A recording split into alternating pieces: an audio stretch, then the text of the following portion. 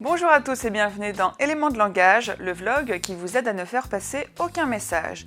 Cet épisode se divisera en 3 temps, celui de la présentation, celui des actes et celui de la conclusion. En 3 temps, manière de diviser le vide en 3 parties. La politique économique du gouvernement, avec cette crise du coronavirus, se divise en 3 temps. Il y a eu le temps de l'urgence pendant le confinement.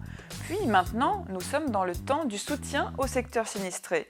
Et à la rentrée, il y aura le 3e temps, celui du grand plan de relance. Vous aussi, lorsque vous êtes saisi dans une poêle d'inattendu et qu'on vous demande de résoudre des problèmes en cuisson minute, lorsque vous êtes en retard sur vos objectifs ou tout simplement à la ramasse, gagnez du temps et apaisez votre interlocuteur en divisant le temps en 3 parties. Cet acte seul donne l'impression que vous faites quelque chose et que vous êtes organisé et structuré.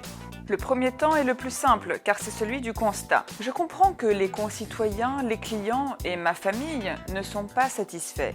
Je vais donc prendre le temps nécessaire pour faire un état des lieux et évaluer la situation. Nous allons récolter les informations utiles pour agir au mieux et en responsabilité face à la réalité qu'il convient de prendre en compte posément et en toute objectivité. Ce discours permettra de dissimuler le fait que vous êtes tout bonnement un spectateur de la situation et que vous restez les bras ballants.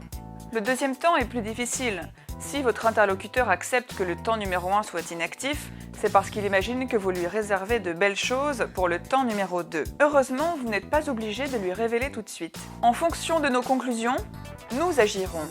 Il faudra prendre les décisions difficiles nécessaires. Nous ne reculerons pas devant ce qui s'imposera à nous.